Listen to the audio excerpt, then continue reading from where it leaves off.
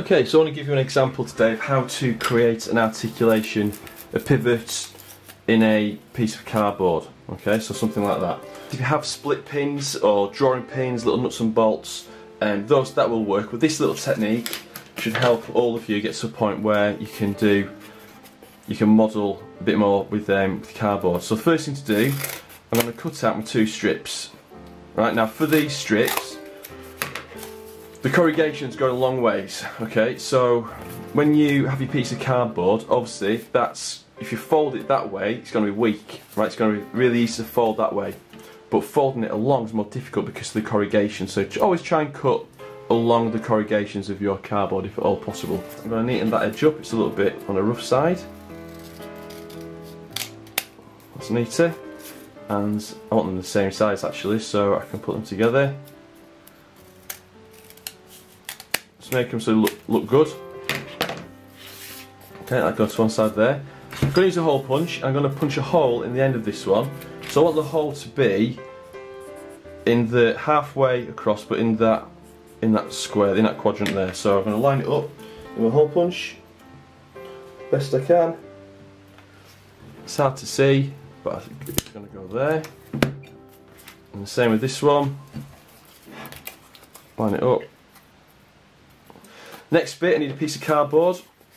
I'm going to go across the corrugations for this one. I tried both before, but I think this one's going to be. This one seems to work a bit better. The other way it sort of delaminated and came apart, but this one shouldn't do. So we'll go with this. And I'm going to cut a piece off there like that. I've got my pieces now. I'm going to fold this one in half. I'm going to feed that through the first hole, and then put the second hole on the back. I'm going to try and get between the two of them with my pencil and open up the pieces. There we go. Put the piece that I've cut out through the gap. Pull it tight on the back side. Fold those bits back over. Then get a piece of sellotape and then tape them down to hold them in position. Okay, and squash it down with the end of your finger or thumb to get the tape to purchase on there. Right, and that is how you can create an articulation in the piece of cardboard without anything else other than some sellotape. I can add that to what I've made earlier. This is my testing one. I tried it before just using a pencil, so I had a piece of blue tack and I lined it up and I put my pencil hole through like so, and it was alright, but the tear out on the back made it a bit more difficult. So I actually think the best way, if you can do it, is to use a hole punch and to punch it out, and then that way it definitely does make it easier. You can join those bits together, get another piece of cardboard, a thin strip about 5mm in width. We're going to get 2 of them.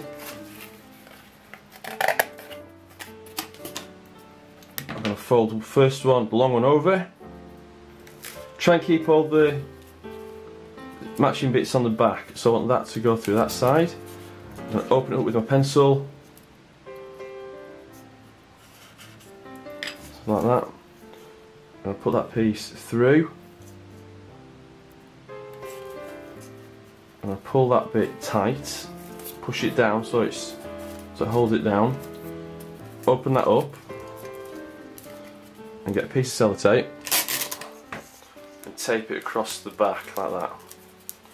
And that way I can create my articulated piece of cardboard.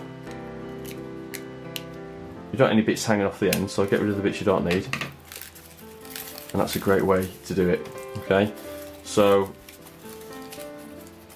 yeah, that works a treat. Okay, so that's how you can use cardboard to create cardboard rivets, which allows you to make pivots and fulcrums for your levers and linkages task. So have a go at that, and I look forward to seeing your work.